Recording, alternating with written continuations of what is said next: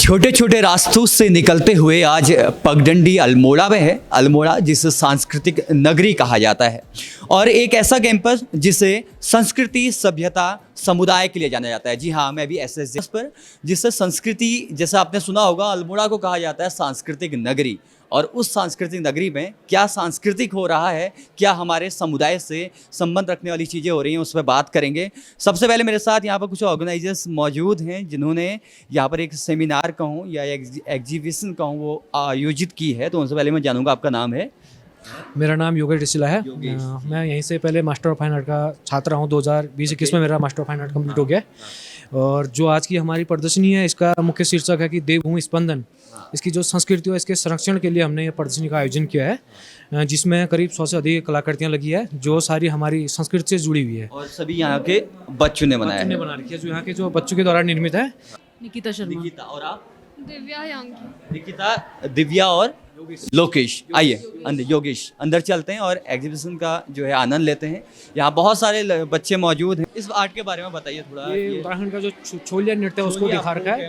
और एक ये गोलजू महाराज जो हमारे वहाँ न्याय के देवता गोलजू अल्मोड़ा में चितई में बहुत उनका पति है। और ये उत्तराखंड की जो गाँव है उनका लैंडस्केप है। और ये उत्तराखंड ट्रेडिशन ऐपण और जो यहाँ के फोक को दर्शाया गया है।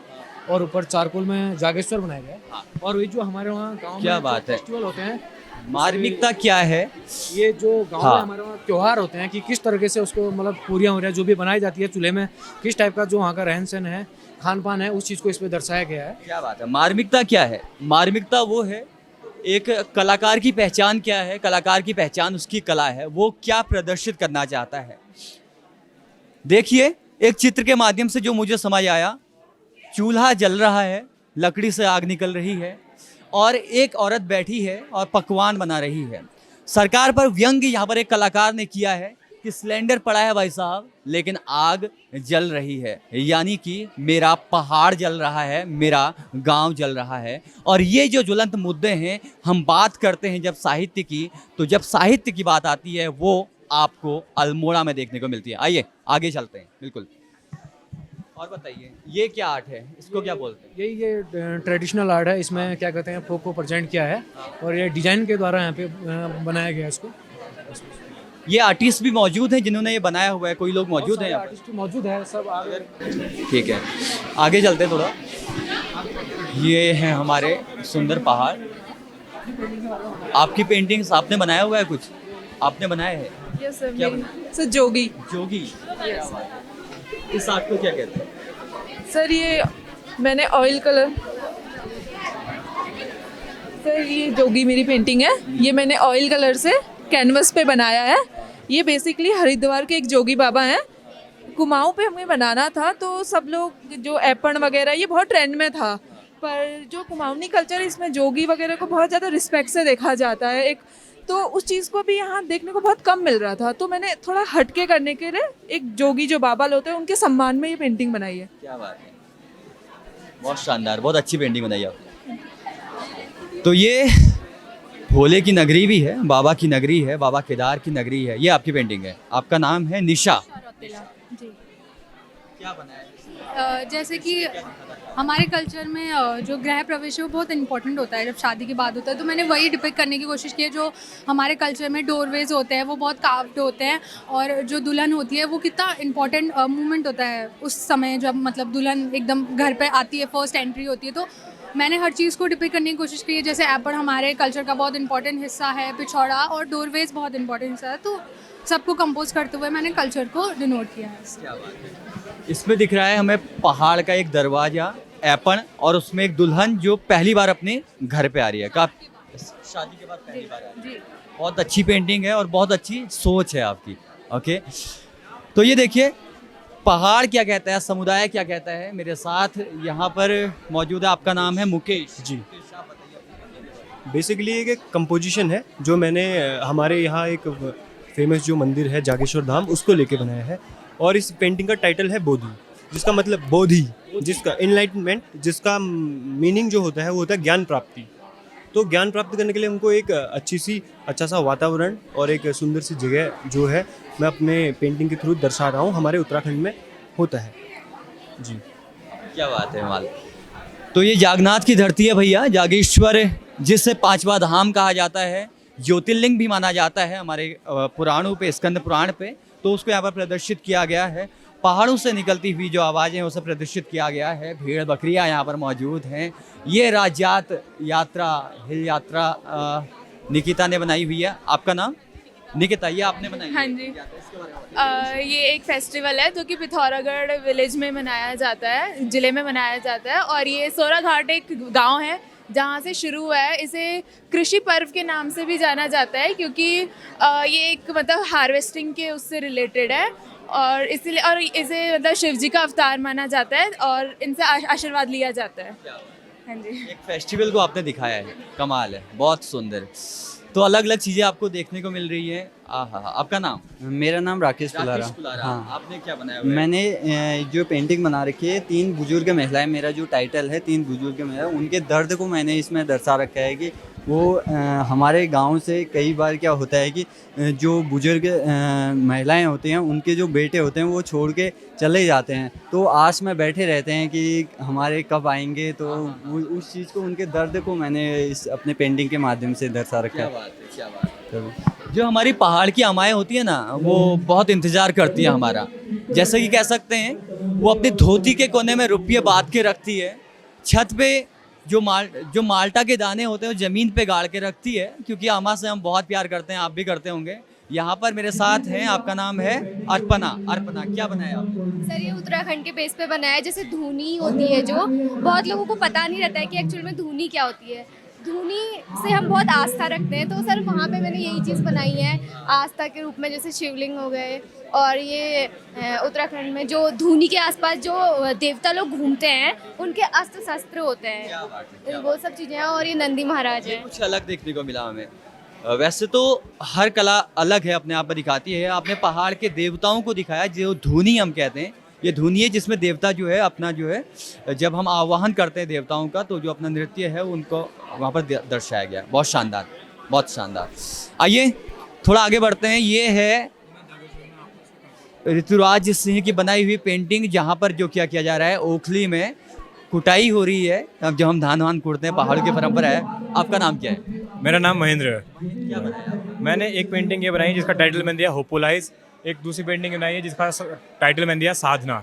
इस पेंटिंग में ये चीज़ दिखाना चाहता हूँ, जैसे हमारे उत्तराखंड में पलायन हो रहा है, तो जो हमारे अभी उत्तराखंड में बचे हैं वो हमारे बुजुर्ग लोग बचे हैं। उनके आंखों में अभी भी आस है कि लोग आएंगे वापस, और जो उनका पुराना कल्चर जो ख़त्म होता आ रहा है वो अभी भी बचा है या बचेगा, बचा रहेगा। इस तरीके उनके आंखों में मैंने इसको, उनकी देखिए चमक है उनके। तो ये एक मैं चाहता हूँ कि उन आंखों से जो है कि समझ में आए लोगों को कि ये आस अभी भी जिंदा है। दूसरा मैंने इसका टाइटल दिया है साधना। एक मुझे ऐसा लगता है कि जागेश्वर एक ऐसी जगह, आप देखिए मेन रोड से जैसे ही आप नीचे को जाते हैं तो जागेश्वर का अलग ही माहौल मिलता है, बिल्कुल शांति, पीसफुल माइंड। तो आप अगर कभी भी आपके मन में कभी हलचल या फिर आप कभी भी इस तरह की टेंशन चल रही है, तो आप जागो चाहेंगे, आपको जो वहाँ का जो वातावरण मिलता है उससे सारे की मन की टेंशन क्या होती है ख़त्म हो जाती है। तो इसलिए मैंने उसका नाम साधना दिया हुआ है। ये है तो उत्तराखंड से। Thank you sir. हमारा कर्म है साधना, हमारा धर्म है साधना, और हम जिस भूमि पे रहते हैं उसे देवभूमि उत्तराखंड कहते हैं। यहाँ पर जो पेंटिंग मेरे सामने है उसमें महिलाएं झोड़ा, जो हमारा लोक नृत्य है, वो कर रही हैं, बीच में होड़का बजा रही हैं। और इस पेंटिंग को जिसने बनाया है उनका नाम है गरिमा। गरिमा, क्या सोचा इस पेंटिंग के बारे में? कैसे मन पे आया कि इसे बनाना चाहिए? सर एक्चुअली मैंने देखा है कि शादियों में ज़्यादातर झोला करती है महिलाएं, तो मुझे वो बहुत अच्छा लगता है और अट्रैक्टिव लगता है, क्योंकि मेन चीज़ तो हमारा यही है कि झोला होता है पहाड़ में, और दूसरा पोशाक होती है जो जिसकी वजह से हम पहाड़ को पहचान पाते हैं। तो इसलिए मैंने ये बनाया। और बद्रीनाथ जो कि मुझे बहुत पसंद है, तो मैंने इसलिए वो चीज़ बनाई है, बद्रीनाथ और ये झोला।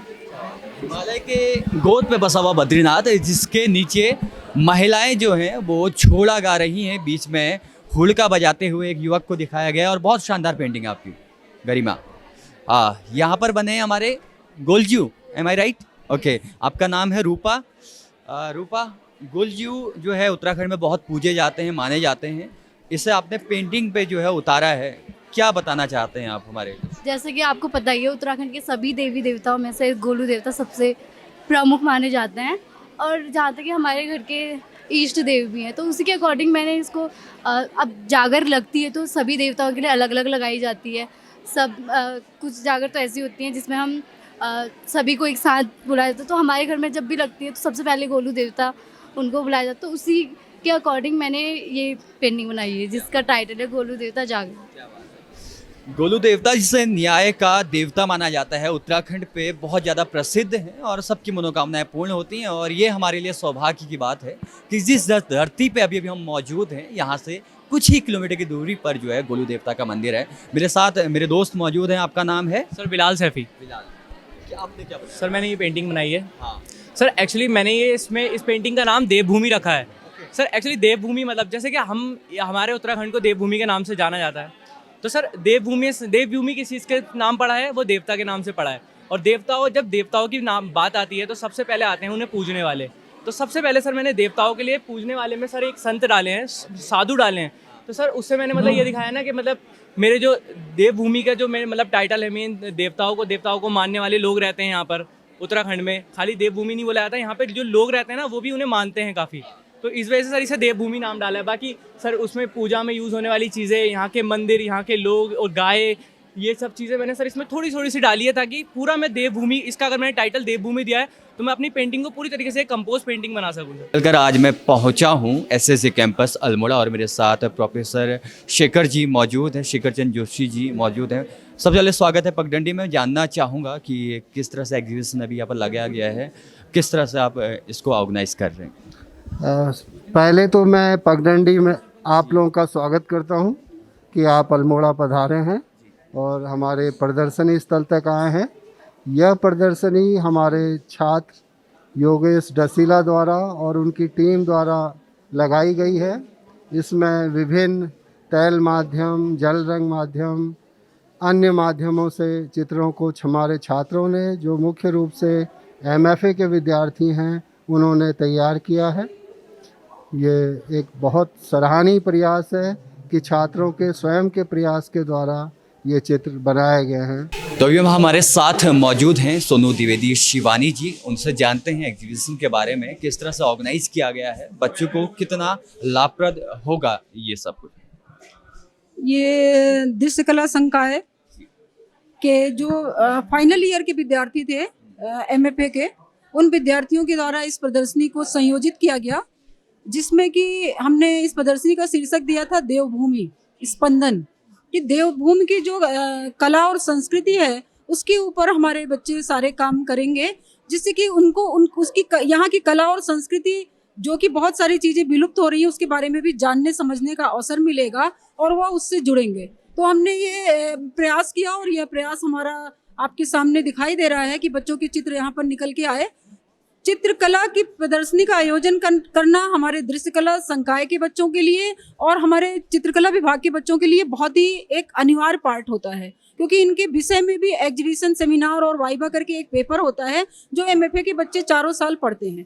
तो इनको ये प्रदर्शनी कैसे लगती है, प्रदर्शनी में किस तरीके से चित्रों को हम भेजते हैं और किस तरीके से प्रदर्शनी सब्जेक्ट के वाइज किस तरीके से प्रदर्शनी का कंपोजिशन होता है, ये सारी चीज़ें बच्चों के लिए जानना बहुत ही ज़्यादा ज़रूरी होता है, जिससे कि ये बच्चे आगे जा कर के फील्ड वर्क में अच्छा काम कर सकें, यहाँ के कला और संस्कृति को आगे बढ़ा सकें। इस तरीके के प्रयास बातों को लेकर के हमने इस चित्र प्रदर्शनी का आयोजन करवाया, जिससे कि देवभूमि की जो कला संस्कृति है वो हमारे बच्चों के मन मस्तिष्क में, मान लीजिए कोई बच्चे अगर यहाँ से बाहर के भी बच्चे हैं तो वो बच्चे भी कहीं दूसरे स्थान से बच्चे आए हैं तो वो भी यहाँ की उन कलात्मक संस्कृतियों से परिचित हों जो कि शायद ऐसे नगरीय वातावरण में देखने को नहीं मिल पाती हैं। तो उन सारी चीज़ों को जानने और समझने के लिए इस तरह के कला प्रदर्शनी का आयोजन बहुत ही ज़्यादा अनिवार्य हो जाता है कि युवा अपने जड़ से जुड़ें, अपने स्थान से जुड़ें और अपने स्थानीय कलात्मकता को वह बाहर ले जाएं। जैसे यहाँ की जो ऊन बनाने की जो कला है, यहाँ की जो ऐपड़ कला है, यहाँ के जो भवनों के ऊपर जो की हुई कलात्मकता है, वो सारी चीज़ें जब बच्चे जानेंगे तो वो और चीज़ों में इसका प्रयोग करेंगे, इस पर अच्छे रिसर्च होंगे और बाहर के लोग भी यहाँ पे पर्यटन को भी बढ़ावा मिलेगा इससे, और यहाँ पे कला के जो शोध है उन सारी चीज़ों को भी बढ़ावा मिलेगा। विविधता क्या है? विविधता है हमारे देश में, विविधता है हमारे अंदर, विविधता है हमारे मस्तिष्क पे। बहुत सारे बच्चे यहाँ पर मौजूद हैं और उन सब की जो परिकल्पना है, जो उनकी कल्पना है, वो सब अलग है। ये इस तरह के जो फेस्टिवल्स हैं, इस तरह के जो त्योहार इनको मैं कहूँगा, इस तरह की जो प्रदर्शनी है वो हमें लगातार आगे बढ़ने की ओर प्रेरित करती हैं, हमें प्रेरित करती हैं कि हम लगातार अच्छा काम करते रहें। हमें प्रेरित करती हैं कि जिस तरह अल्मोड़ा को जाना जाता है सांस्कृतिक नगरी के रूप पे, उस संस्कृति को हम आगे बढ़ाते रहें। और इस यात्रा के दौरान हमें बहुत सारी चीज़ें मिल रही हैं। अभी हम अल्मोड़ा पे मौजूद हैं और आने वाला समय आपको मालूम है कि अलग अलग ज़िले पे जाके, अलग अलग नगर में जाके, अलग अलग शहर पे, गांव पे, कस्बों पे जाके हम ग्राउंड रिपोर्ट्स तैयार कर रहे हैं। आप हमारे साथ बने रहिए, आपका प्यार हमारे लिए ज़रूरी है और इस तरह से हम आपको मिलाते रहेंगे। आप सभी का इतनी देर हमारे साथ बने रहने के लिए बहुत बहुत शुक्रिया, धन्यवाद।